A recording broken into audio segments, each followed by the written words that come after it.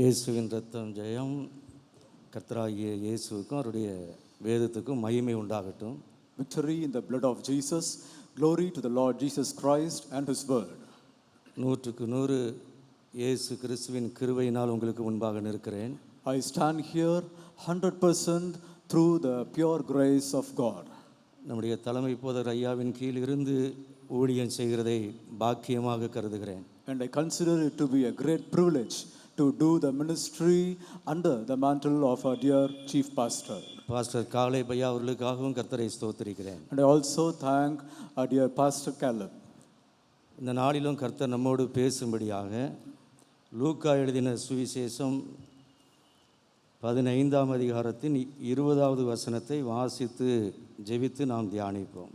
And for today's message we shall read the gospel according to Saint Luke chapter 15 and verse 20. எழுந்து புறப்பட்டு தன் தகப்பனிடத்தில் வந்தான்.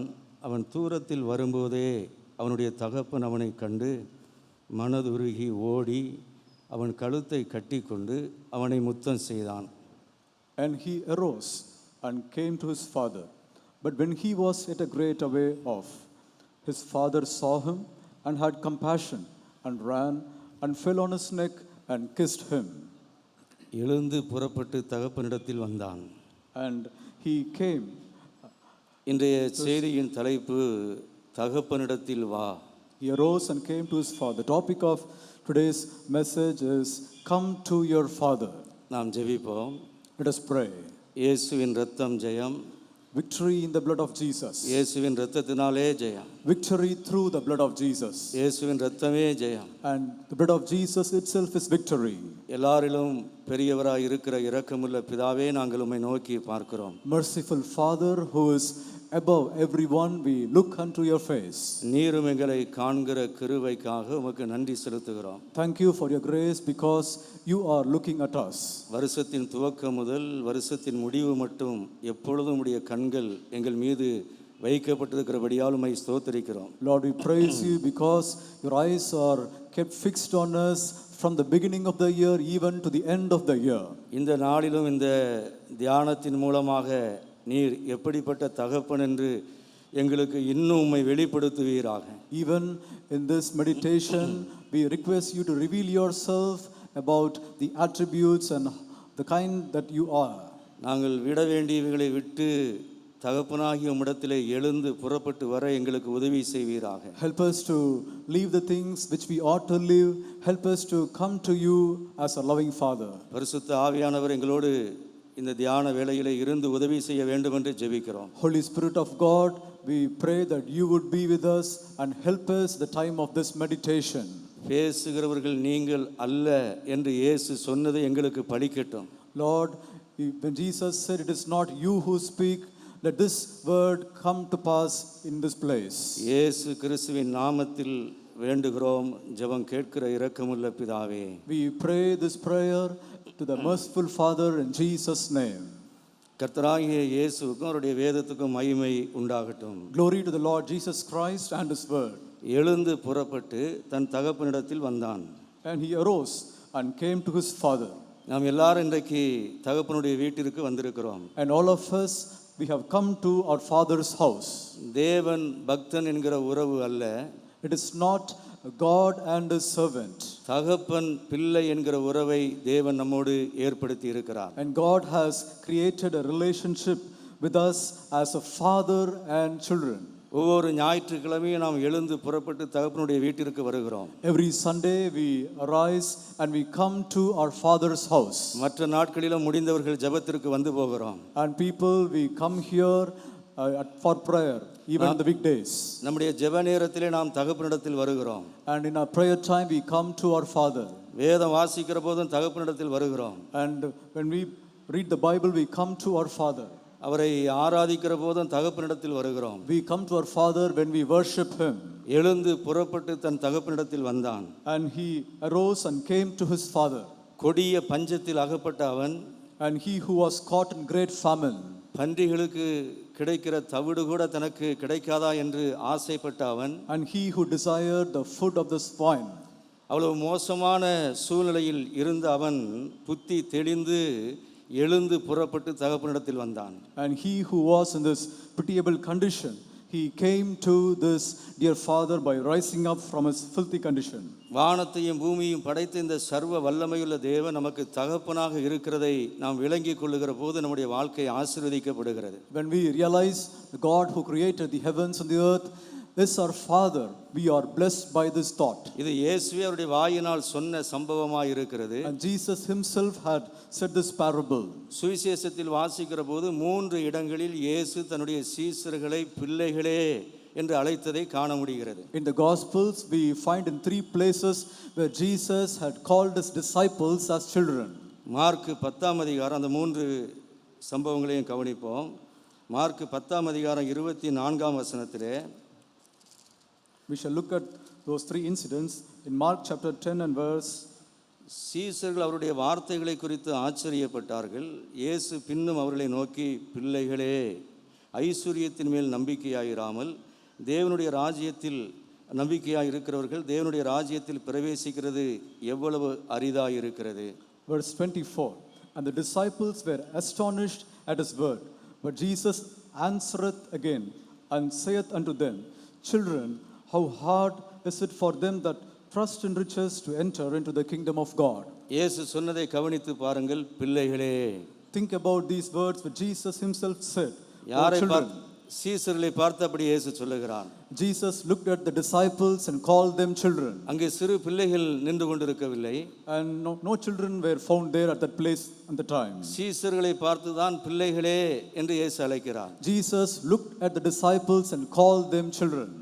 இன்னும் யோவான் 13ஆம் அதிகாரம் 33ஆம் வசனத்தில் பார்க்கிற போது, if you will see in John chapter 13 and verse 33, அங்கே மீண்டும் இயேசு சீஷர்களை பார்த்து பிள்ளைகளே என்று அழைக்கிறதை நாம் காண முடிகிறது. Jesus here calls his disciples as children once again. பிள்ளைகளே, இன்னும் கொஞ்ச காலம் நான் உங்களுடனே கூட இருப்பேன், நீங்கள் என்னை தேடுவீர்கள், ஆனாலும் நான் போகிற இடத்திற்கு நீங்கள் வரக்கூடாதென்று நான் யூதரோடே சொன்னது போல இப்பொழுது உங்களோடும் சொல்லுகிறேன். Little children, yet a little while I am with you. Ye shall seek me, and as I said unto the Jews, whither I go, ye cannot come. So now I say to you. அங்கேயே சீசர்களோடு பந்தி இருக்கிற போது சீசரிடம்தான் அதை பிள்ளைகளே என்று இயேசு சொல்லுகிறார். Even in this place where Jesus was with his disciples, he called his disciples as little children. மீண்டும் பாருங்கள், யோவான் 21:5 வசனம். In John chapter 21 and verse 5, we see this again. இயேசு அவர்களை நோக்கி, பிள்ளைகளே, புசிக்கிறதற்கு ஏதாகிலும் உங்களிடத்தில் உண்டா என்றார். And Jesus saith unto them, Children, have ye any meat? இந்த 3 சம்பவங்களிலும் இயேசு பிள்ளைகளே என்று அழைக்கிறதை பார்க்கிறோம். In all these incidents, we find Jesus calling them as children. அந்த இயேசுதான் லூக்கா 15:20 நாம் வாசித்த துவக்க வசனத்திலே எழுந்து புறப்பட்டு தகப்பனிடத்தில் வந்தான் என்று சொல்லுகிறார். And this Jesus, as we read Luke, he said that he arose and came to his father. நம்மை பிள்ளைகளே என்று அழைக்கிற அந்த இயேசுவை, தெய்வத்தை சரியாக விளங்கி கொண்டு அந்த தகப்பனிடத்தில் வருகிற ஒரு வழக்கத்தை நாம் வைத்திருப்போம் என்று சொன்னால் நாம் பாக்கியவான்கள். And if we are accustomed to come to this Jesus who calls us as children, we are a privileged people. தேவன் நம்முடைய தகப்பனாக இருக்கிறார். And our God is like our father. நாம் அவருடைய பிள்ளைகள் என்று அழைக்கப்படுவது நம்முடைய தகுதியினால் அல்ல. We are not worthy to be called as his children. அது தேவன் நம்மீது பாராட்டின அன்பு என்று 1 யோவான் 3ஆம் அதிகாரம் சொல்லுகிறது. And we are called as his children because of the love that God had showered upon us. நாம் தகுதியானவர்கள் என்கிறபடியினால் நம்மை பிள்ளைகளே என்று அவர் ஏற்றுக்கொள்ளவில்லை. And he is not accepting us as his children because of our merits. நம்மையும் கூட அவருடைய பிள்ளைகளாய் ஏற்றுக்கொள்ளக்கூடிய அளவுக்கு அவரிடத்திலே அன்பு இருக்கிறபடியால் பிள்ளைகளே என்று நம்மை அழைக்கிறார். And because he has got love in his heart to accept us as his children, he is calling us as his children. நாம் இந்த இடம் வருகிற வரைக்கும், இந்த நாள், இந்த நேரம், இந்த இடத்தில் இருக்கிற வரைக்கும் அவர்தான் நம்மை சுமந்து கொண்டு வந்தார் என்று வேதம் சொல்லுகிறது. Even till this moment, Bible says that it is he who carried us. ஒரு மனிதன் தன் பிள்ளையை சுமக்கிறது போல நாம் நடந்து வந்த வழிகள் எல்லாவற்றிலும் இவ்விடம் வருகிற வரைக்கும் தேவனாய கர்த்தர் உங்களை சுமந்து கொண்டு வந்ததை கண்டீர்களே என்று வேதம் சொல்லுகிறது. Bible says, just as a man carrieth his child, our Lord God hath carried us all through the past even until now. இந்த 10வது மாதம் 6ஆம் தேதி முதல் ஞாயிற்றுக்கிழமை இங்கே உட்கார்ந்திருக்கிற உங்கள் ஒவ்வொருவரையும், In the 6th of this 10th month, in this Sunday, all people who have gathered here, தகப்பனாகிய தெய்வம்தான் சுமந்து கொண்டு இங்கே கொண்டு வந்திருக்கிறார். it is a God who is the Father. He had brought us here to this place. நமக்கு ஒரு தகப்பன் இருக்கிறார். We have a Father. நம்முடைய குடும்பத்துக்கு ஒரு தகப்பன் இருக்கிறார். We have a Father in our house. இந்த சென்னை பட்டணத்துக்கு ஒரு தகப்பன் இருக்கிறார். There is a Father for the city of Chennai. இந்த இந்திய தேசத்துக்கு ஒரு தகப்பன் இருக்கிறார். There is a Father for this land of India. ஒரு சுவிசேஷ ஊழியம் செய்கிற மனிதரை பத்திரிகையாளர்கள் கேட்டார்கள். A man who is an evangelist was questioned by the people like this. ஏன் நீங்கள் மத பிரச்சாரம் செய்கிறீர்கள்? Why do you preach the gospel?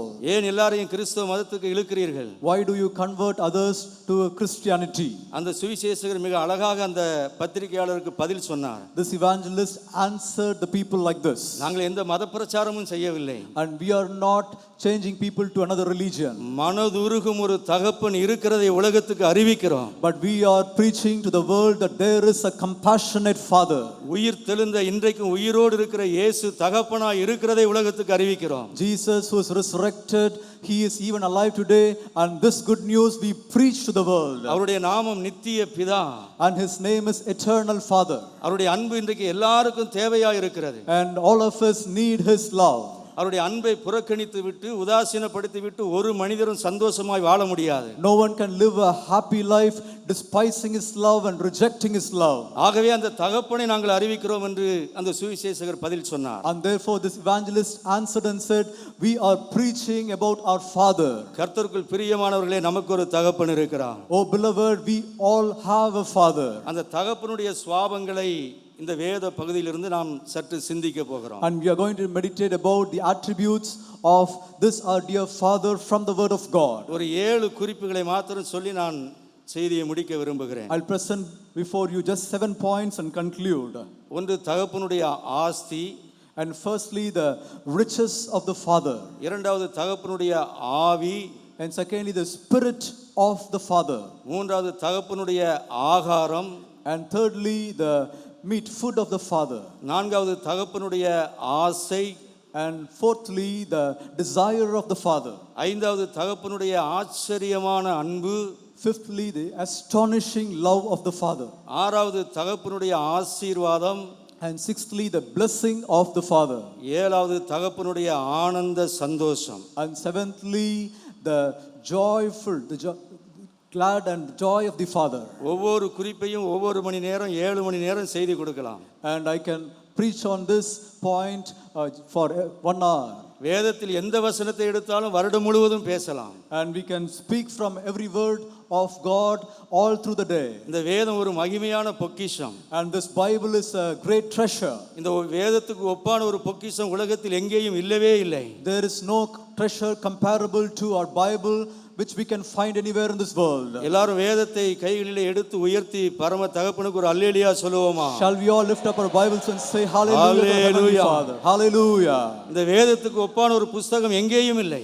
There is no word which is compared to the word of God anywhere in this world. இது மனிதனுடைய புத்தகம் அல்ல.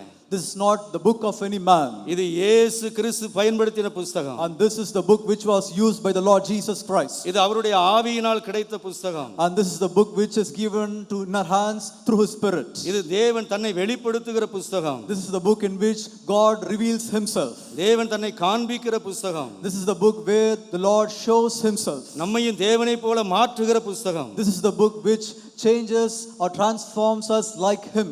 அவர் வேதத்தை முக்கியப்படுத்தி அதை மகிமையுள்ளதாக்குவார். And he gives importance to his word and he glorifies his word. அந்த வேதத்திலே தான் எப்படிப்பட்ட தகப்பன் என்று 7 காரியங்களை நாம் சிந்திக்கும்படி தேவன் இப்பொழுது தருகிறார். And the Lord is giving 7 points to us so that we may meditate about this Father.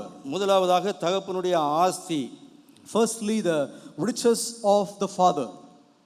11ஆம் 12ஆம் 13ஆம் வசனங்களை நாம் வாசிப்போம். We shall read verse 11, 12 and 13. பின்னும் அவர் சொன்னது, ஒரு மனுஷனுக்கு 2 குமாரர் இருந்தார்கள். அவர்களில் இளையவன் தகப்பனை நோக்கி, தகப்பனே, ஆஸ்தியில் எனக்கு வரும் பங்கை எனக்கு தர வேண்டும் என்றான். அந்தபடி அவன் அவர்களுக்கு தன் ஆஸ்தியை பங்கிட்டு கொடுத்தான். சில நாளைக்கு பின்பு இளைய மகன் எல்லாவற்றையும் சேர்த்து கொண்டு தூர தேசத்துக்கு புறப்பட்டு போய் அங்கே துன்மார்க்கமாய் ஜீவனம் பண்ணி தன் ஆஸ்தியை அழித்து போட்டான். And he said, a certain man had 2 sons, and the younger of them said to his father, Father, give me the portion of goods that falleth to me. And he divided unto them his living. And not many days after, the younger son gathered all together, took his journey into a far country. There wasted his substance with riotous living. தகப்பனுடைய ஆஸ்தி, And the riches of the father. தகப்பனுடைய ஆஸ்தி அந்த இளைய மகனுக்கு கொடுக்கப்பட்டது. And this younger son received the riches of his father. அவனே அதை கேட்டான். And he himself asked for it. அதை வாங்கின பிறகு தகப்பனை விட்டு தூரமாக போய்விட்டதாக வேதம் சொல்லுகிறது. Bible says that after receiving it, he went far away from the father. நம்மை பிள்ளைகளே என்று அழைக்கிற நம்முடைய தகப்பன் பெரிய ஆஸ்திக்காரர். And this father who calls us as his children is a very rich man. வேதம் சொல்லுகிறது வெள்ளியும் பொன்னும் அவருடையது. Bible says gold and silver belongs to him. வேதம் சொல்லுகிறது பூமியும் அதன் நிறைவும் அவருடையது. Bible says earth and all that is in it belongs to him.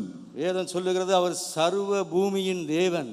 Bible says that he is God of all the earth. நம்முடைய தகப்பனிடத்தில் ஆஸ்திக்கு எந்த பஞ்சமும் இல்லை. And our God does not lack any riches. கோடா கோடியாய் ஆஸ்தி இருக்கிறது. And he has got crores and crores of riches. அவருடைய ஆஸ்தி எப்படிப்பட்டது? And what is the kind of the treasure that he have? அளவற்றது. And it has no measure.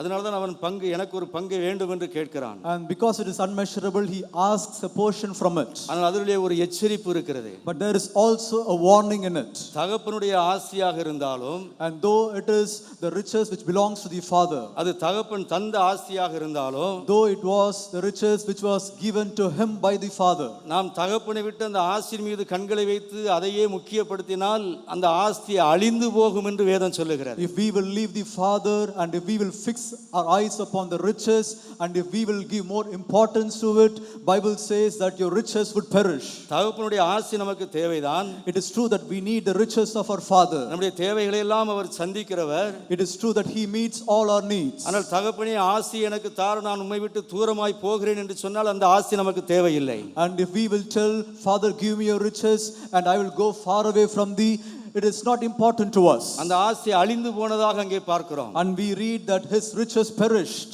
தகப்பன் அவருடைய ஆஸ்தி நமக்கு தரப்படுவதை பார்க்கிறோம். And we see that the father gives us his riches. நாம் அவரோடு இருக்க வேண்டும் என்பதை விரும்புகிறார். And he desires that we should have communion with him. ஆனாலும் கட்டாயப்படுத்துகிறவர் அல்ல. But he is not compelling us. நம்முடைய சுயாதீனத்துக்கு நம்மை விட்டு பிடிக்கிறார். But he is leaving us to our own liberty. நாம் அவரை விட்டு தூரமாக போகிற போது துக்கப்படுகிறார். And he is grieved when we go far away from him. தேவனுடைய ஆஸ்தி அளவற்றது.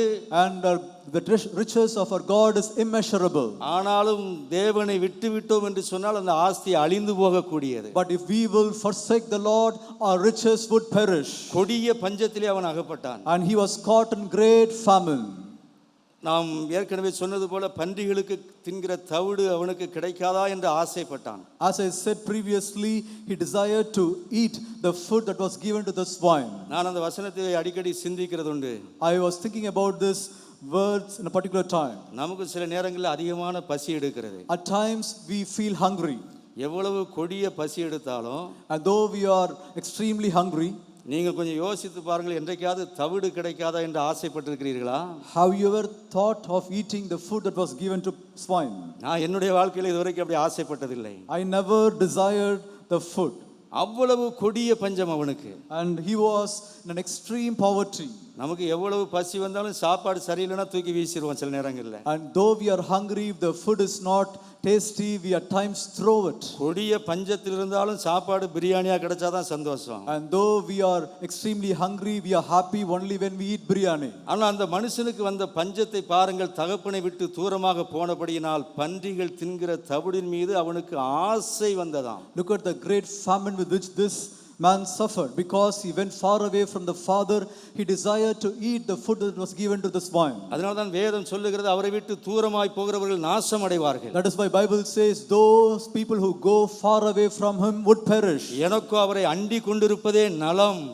And as for me, I will cling on to the Lord. ஆகவே தகப்பனுடைய ஆசி அளவற்றது. அவரை விட்டுவிட்டோம் என்று சொன்னால், தகப்பனை விட்டுவிட்டால் அது அழிந்து போகக்கூடியது. And therefore the riches of our Father is immeasurable, but if we forsake our Father, all these riches would perish. இரண்டாவதாக, And secondly, நம்மை பிள்ளைகளே பிள்ளைகளே பிள்ளைகளே என்று அழைக்கிற அந்த தகப்பனுடைய ஆவி என்று நான் சொன்னேன். and I spoke to you that the Spirit of the Father who calls us continually as children. 17வது வசனம், In verse 17, அவனுக்கு புத்தி தெளிந்தபோது அவன், என் தகப்பனுடைய கூலிக்காரர் எத்தனையோ பேருக்கு பூர்த்தியான சாப்பாடு இருக்கிறது, நானோ பசியினால் சாகிறேன். and when he came to himself, he said, how many hired servants of my father's have bread enough and to spare, and I perish with hunger. அவனுக்கு புத்தி தெளிந்தபோது, இதுதான் தகப்பனுடைய ஆவி என்று நான் சொல்லுகிறேன். And when he came to himself, this I call as the Spirit of the Father. வேதம் சொல்லுகிறது 2 தீமோத்தேயு 1:7 வசனத்திலே, Bible says in 2 Timothy chapter 1 and verse 7, தேவன் நமக்கு பலமும் அன்பும் தெளிந்த புத்தியும் உள்ள ஆவியை கொடுத்திருக்கிறார். God has given us a spirit of a sound mind. 1 யோவான் 5ஆம் அதிகாரத்திலே பார்க்கிறோம், தேவனுடைய குமாரன் வந்து நமக்கு புத்தியை தந்திருக்கிறார். In 1 John chapter 5 we see that the Son of God came and he gave us understanding, wisdom. நேபுகாத்நேச்சாருக்கு மேலே இருந்து புத்தி இறங்கி வந்ததாக தானியேல் புத்தகத்திலே வாசிக்கிறோம். We read in the book of Daniel that the wisdom or understanding came to King Nebuchadnezzar from above.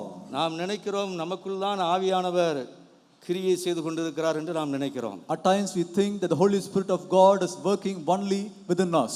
இது ஆவியானவருடைய நாட்கள். And these are the days of the Holy Spirit. ஆவியானவர் உலகத்துக்குள்ளே இன்னும் தகப்பனுடைய வீட்டுக்குள் வராத எத்தனையோ பேருக்குள்ளும் கிரியை செய்து கொண்டுதான் இருக்கிறார். And the Holy Spirit of God is working in the hearts of many people, even in the hearts of people who have not come to the church. அவர்கள் மதுபான கடைகளில் இருக்கலாம், They may be found in taskmark shop, cinema அரங்கங்களில் இருக்கலாம், or they may be found in cinema theater, எத்தனையோ பாவ சிற்றின்பங்களிலே கட்டுண்டு கிடக்கலாம், or they may be born because of many sinful pleasures. ஆனால் எல்லாரையும் பிள்ளைகளே என்று அழைக்கிற தகப்பனுடைய ஆவி அவர்களுக்குள்ளும் கிரியை செய்து கொண்டுதான் இருக்கிறது. But this Spirit of the Father which calls everyone as his children is working even within themselves. இந்த குறிப்புக்கு ஆதாரமாக யோவான் 16ஆம் அதிகாரம் And let us turn to John chapter 16 8வது வசனத்திலே நாம் வாசிப்போம். and read verse 8. அவர் வந்து, ஆவியானவரை குறித்து அங்கே இயேசு சொல்லுகிறார், தேற்றரவாளன் என்று சொல்லி அவர் வந்து பாவத்தை குறித்தும் நீதியை குறித்தும் நியாய தீர்ப்பை குறித்தும் உலகத்தை கண்டித்து உணர்த்துவார். And here Jesus speaks about the Comforter, who is the Holy Spirit, and he says, and when he is come, he will reprove the world of sin and of righteousness and of judgment. ரட்சிப்பின் கிரியைகளை தகப்பனுடைய ஆவி உலகமெங்கும் செய்து கொண்டே இருக்கிறது. And the Spirit of the Father is doing the work of redemption all over the world. நாம் ஜெபிக்கிறோம், ஆவியானவர் உலகமெங்கிலும் ரட்சிக்கப்பட வேண்டியவர்களுக்குள்ள ஆவியானவரை கொண்டு கிரியை செய்கிறார். And we pray, God works through the Holy Spirit for the salvation of the entire people of this world. ஆனால் இங்கே இந்த இளைய குமாரன் தகப்பனோடு இருந்தவன், But here this younger son, he was found with the Father. ஏதோ ஒரு உலக மயக்கம் அவனை இழுத்து கொண்டு போய்விட்டது. And the earthly attractions had taken him along with it. போன பிற்பாடு கொடிய கஷ்டத்திலே அகப்பட்டான். But after going away from the Father, he was caught in terrible difficulties. அங்கே அவனுக்கு புத்தி தெளிந்தது என்பதும் கூட தகப்பனுடைய ஆவியின் கிரியை என்றுதான் நாம் காண்கிறோம். And when it says, when he came to himself, we find the Spirit of the Father in this place. ஏனென்று சொன்னால், and the reason for this is, காணாமல் போன ஒரு ஆட்டை தேடி திரிந்ததாக அங்கே அதே அதிகாரத்தில் இயேசு சொல்லுகிறார். in the same chapter Jesus speaks about going after the sheep that was lost. அதை கண்டுபிடித்த பிற்பாடு சந்தோஷத்தோடே தோளில் போட்டுக்கொண்டு வருவதாகவும் அங்கே இயேசு சொல்லுகிறதை பார்க்கிறோம். And Jesus says here that after finding this lost sheep, he will put it on his shoulder and come with rejoicing. தேவனுக்கு பிரியமான ஜனங்களே, Oh dear people of God, நாமோ அல்லது நம்மை சார்ந்தவர்களோ, and maybe we or the people who belong to us, தகப்பனை விட்டு ஏதோ ஒரு மயக்கத்தில் தூரமாக போயிருந்தாலும், Maybe they have gone away from the Father due to some allurements of this world. அது புத்தி மயக்கத்தினால் ஏற்பட்ட காரியம். It has happened because they have lost their mind. தெளிந்த புத்தி இல்லாததனால் ஏற்பட்ட காரியம். It is because they did not have a clarity of mind. உலகத்தின் கவர்ச்சிகள் மாயைகள் மேற்கொண்டதால் ஏற்பட்ட காரியம். It is because the attractions of the vanities of the world had caught them. ஆனாலும் உலகத்தில் இருக்கிறவனை பார்க்கிலும் நமக்குள்ளே இருக்கிறவனுடைய தகப்பன் பெரியவர். But the Father who is in us is greater than the one who is in the world. தெளிந்த புத்தியுள்ள ஆவியை உள்ளே அனுப்புவார். And he will give you the clarity of spirit. பாவத்தை கண்டித்து உணர்த்துவார். And he will convict them of sin. திரும்பவும் தன் வீட்டுக்கு வரும்படியான கிரியையை அங்கே இருக்கிற இடத்திலேயே நடப்பிப்பார். And finally he will work for them in the place where they are and bring them back to the church. உங்கள் குடும்பத்தில் யாராகிலும் பின்மாற்றத்துக்குள் போயிருக்கிறார்களா? Is there anyone in your family who are backslidden? தகப்பன் வீட்டுக்கு வந்து அவரை ஆராதித்தவர்கள் இன்றைக்கு பின்வாங்கி போயிருக்கிறார்களா? And they may have come to the Father's house, they would have worshipped here in this place, but now they are backslidden. துன்மார்க்க வாழ்க்கைக்குள்ளே திரும்பவும் போயிருக்கிறார்களா? Have they gone back to their wicked life?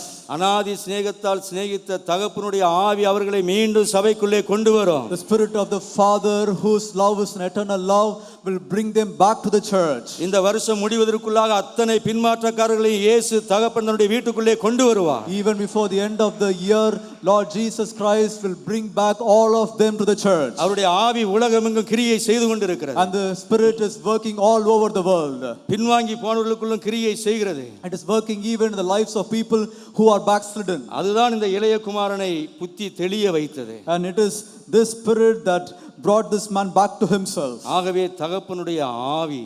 And therefore the Spirit of the Father. மூன்றாவதாக சொன்னேன். And thirdly I said, தகப்பனுடைய ஆகாரம். and the food of the Father. இதை சொல்லுகிற போதே சந்தோஷமாக இருக்கிறது. And when I speak about this, I'm so happy. தகப்பனுடைய ஆகாரம் அற்புதமானது. And the food of the Father is wonderful. அதே 17வது வசனத்திலே நாம் பார்க்கிற போது, And if you will read in the same verse 17, எத்தனையோ பேருக்கு பூர்த்தியான சாப்பாடு இருக்கிறது, நானோ பசியினால் சாகிறேன். how many hired servants of my father's have bread enough and to spare, and I perish with hunger. தகப்பனுடைய ஆகாரம். And the bread of the Father. ஆவிக்குரிய ஆகாரம். And this is the spiritual bread. சரீரத்துக்குரிய ஆகாரம். And physical bread. ரெண்டும் தகப்பனிடத்திலே பூர்த்தியாக இருக்கிறது. And all these bread were found with the Father. குறைவில்லாமல் இருக்கிறது. And it was enough and even to spare. என்றைக்கு இயேசு நம்மை பார்த்து பிள்ளைகளே என்று அழைக்கிற அந்த அன்புக்குள் வந்தோமோ, And on that day when we came into the love of Jesus, where he called us as his children, ஆகாரத்துக்கு குறைவே கிடையாது. and we will not lack any food. அவருடைய வாயிலிருந்து புறப்படுகிற ஒவ்வொரு வார்த்தையும் நம்மை பிழைக்க செய்கிறது. And every word that proceeds out of his mouth will make us live. சரீரத்துக்கும் ஏற்றபடி ஆகாரத்தை சரியான நேரத்திலே கர்த்தர் தருகிறார். And the Lord gives the bread that is necessary for our body in the right time.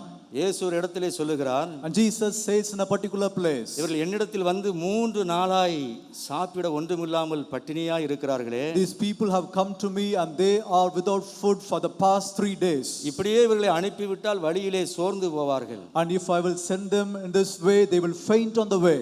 இயேசு அற்புதம் செய்து அவர்களுக்கு ஆகாரம் கொடுக்கிறார். And Jesus did a miracle and granted them bread. இயேசு நமக்கு அற்புதமாய் ஆகாரம் கொடுப்பார். And Jesus will give us bread miraculously. சபைக்கு இத்தனாயிரம் பேர் வருகிறோம். And many thousands of people gather here in this church. ஐயா மூலமாக வாக்குத்தத்த வார்த்தைகளை முதல் தேதி கேட்கிறோம். And on the first of every month we hear the promised word through our dear pastor. திரும்பி போகிற போது அத்தனை பேரும் சொல்லுகிற வார்த்தை, கர்த்தர் என்னோட பேசினார். But when we go back, every one of us say that the Lord had spoken with me. ஒவ்வொருவருக்கும் ஆகாரம் கொடுக்கிற தகப்பன். And Father who gives food to everyone. பூர்த்தியாய் ஆகாரம் கொடுக்கிற தகப்பன். And he gives food enough unto spare. ஒரு பலனடையத்தக்க அளவுக்கு ஆகாரம் கொடுக்கிற தகப்பன். And Father who gives us food that we may be strengthened. இருக்கிற நிலையிலேயே இராதபடி இன்னும் வளருவதற்கு ஆகாரம் கொடுக்கிற தகப்பன். And Father he gives us food that we may grow. நம்முடைய எதிராளியோடு யுத்தம் செய்து ஜெயம் எடுக்கத்தக்கதாக ஆகாரம் கொடுக்கிற தகப்பன். Father he gives us bread that we may fight against our enemy and win the victory. தகப்பனுடைய வீட்டிலே ஆகாரம் பூர்த்தியா இருக்கிறது. And in the Father's house there is bread enough and to spare. சிறு பையன் 119வது சங்கீதத்தை மனப்பாடமாய் சொல்லியிருக்கிறார். A small boy, he recited Psalm 119. இது எப்படி என்று அதில் ஒரு ரகசியம் இருக்கிறது. And there is a secret behind this. அந்த மகன் கர்ப்பத்தின் கனியாய் அந்த தாய் வயிற்றுக்குள்ள இருக்கிற போதே தாய் மனப்பாடமாக வசனம் சொல்லி பரிசு வாங்கினார்கள். And when this son was found in the womb of the mother, his mother recited the verses and she received a gift. நான் சில ஆண்டுகளாக அந்த குடும்பத்தை பார்க்கிறேன். I am looking at this family for quite some time. இன்றைக்கு முதல் பரிசு வாங்கினாரே அந்த தம்பி, அவங்க தாய் வயிற்றுக்குள்ள இருக்கிற போதே அவங்க அம்மா மனப்பாடமா வசனம் சொல்லி பரிசு வாங்கினாங்க. The little boy who received a prize today, while he was a child in the womb of the mother, his mother, she recited verses and received the prize. இவர் பாருங்க 119வது சங்கீதத்தை விட குள்ளமா இருக்கிறார் அவரு. See, look at him, how small he is. ஆனால் 119வது சங்கீதம் அவருடைய இருதயத்துக்குள்ளே இருக்கிறது. And though he is small than the 119th Psalm, he has this 119th Psalm in his heart. தகப்பனுடைய